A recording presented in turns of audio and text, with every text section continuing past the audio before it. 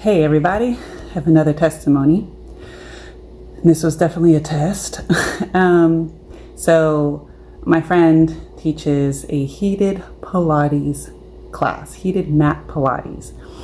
And I've been trying to get back into fitness, got a lot of health challenges regarding my back and just general mobility. And so there are times where I push myself. I'm like, let's try to get out there, you know? And when my friend first started teaching this class, I was like, okay, Pilates. I've done a little Pilates before. I'm expecting like calm, isolated movements, whatnot. However, my friend teaches high intensity classes. So I don't know why I thought this would be low-key version of her. No. It's a very intense, very paced, but like a lot in one thing, right? It's like 45 minutes and no time is wasted. And so I did her class the first time. It kicked my butt. But I was like hanging tough. I was like, I can do this, right? And then, there's some things I couldn't do. This time I was like, okay, let's take my inhaler just in case, because that is a thing I've been challenged with in the past is asthma. However, it's not really much of a thing, but I was like, okay, let me just maybe give myself a kick boost and see what happens.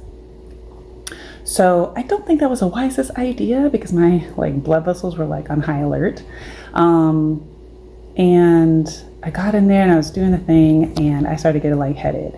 And it wasn't just a little bit dizzy. It was ear clogging, could barely stand, had to get out of there kind of moment. And I took a break.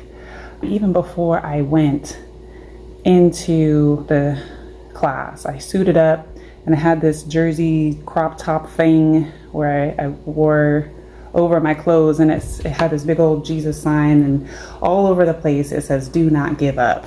Don't give up. You've been created to do amazing things by Christ, right? So I knew going into this that I wouldn't be able to just walk away, just give up because I had this shirt on, right? So when I did take that break, I still motivated myself and had encouragement. Some people were like, hey, are you okay? Do you need electrolytes? And I was like, I think I'm okay. Still doing some of the movements I thought they were doing inside. But it just kind of showed me the difference between not giving up and knowing your boundaries, knowing your limits, right? Maybe not the difference, but the continuum, right? How do those two work together?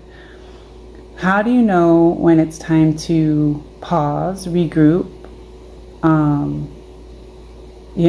catch your breath, but also not give up on your goals and not just surrender to the circumstances and the resistance that is occurring in your life? And so I was grateful for that shirt because it kept me accountable.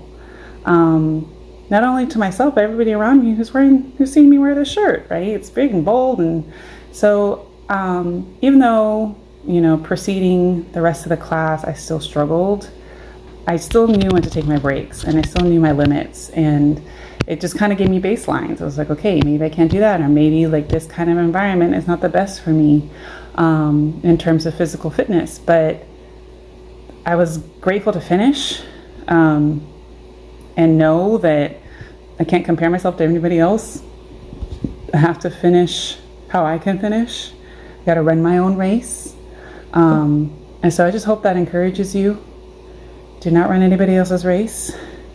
Do not think that when you take a break, when you regroup, that you're giving up. It's just you knowing your limits and knowing when to come back stronger.